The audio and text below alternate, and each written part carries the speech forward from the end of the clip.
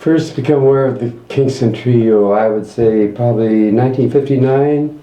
I was at the Purple Onion. I was the house bassist there. And the Kingston Trio was one of the artists in residence. And so heard them at that time. I played at the Hungry Eye with Vince Guaraldi and kicked around the city, North Beach mainly. I picked up the bass in high school from my good friend was a bass player. He lent me his bass and I would take it home after school and play along with Count Basie records. That's how I got started. So I played by smell more or less. And I guess I transferred that over to the way I play folk music too. Pretty much by instinct, the way I played.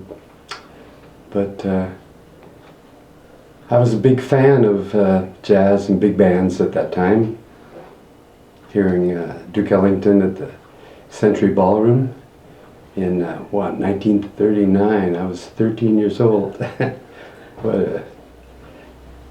a auspicious beginning. I was aware of the Kingston Trio by close contact, you know. They would be at the Purple Onion, I'd be at the Hungry Eye. Then I was at the Purple Onion, and they were at the Hungry Eye. So we kind of met in the middle of the street. But I didn't hang with them or anything until later on when I joined them. I came to join them by being a friend with a former bass player, David Buckwheat, and he left, and then they decided to audition bass players, and so I took the job with a 3-week trial period.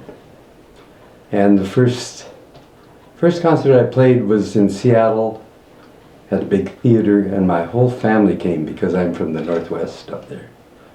And I didn't know any of their songs, and it was strictly instinct and smell to get through that. But it came off pretty well. I got a good review from my family.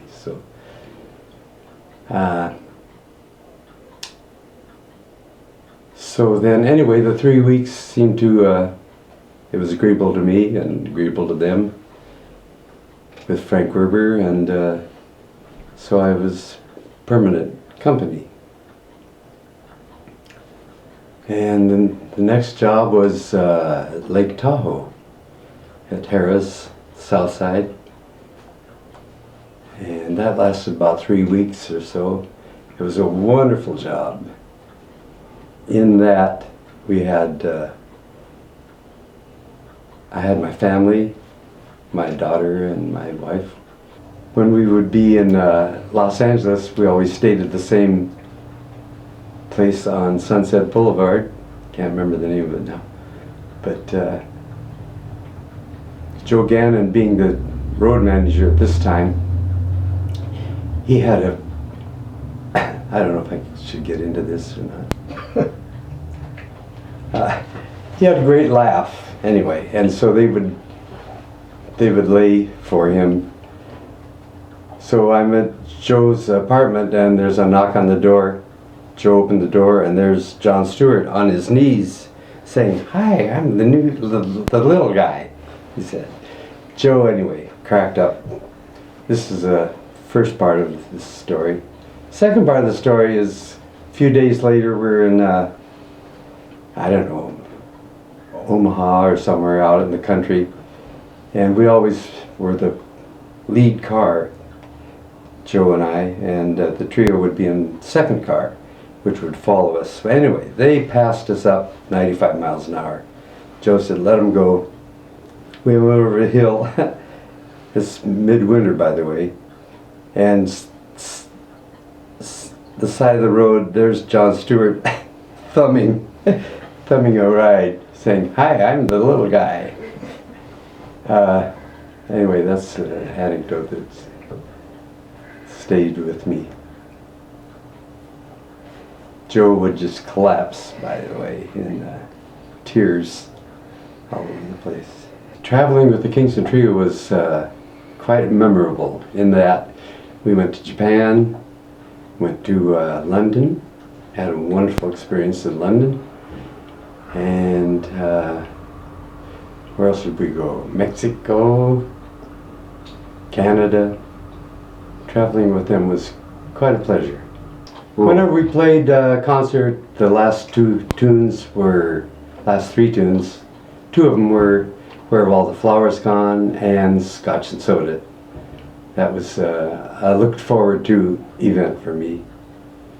In that, it was very heartfelt. I remember one of the great experiences was flying to Washington, D.C. and the White House for President Johnson's Presidential Scholars Awards.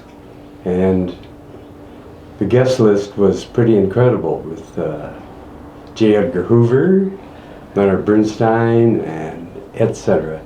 A lot of big folks there. We had a wonderful time playing on the lawn, and Jerry Mulligan's quartet was also one of the acts. So it was in the afternoon.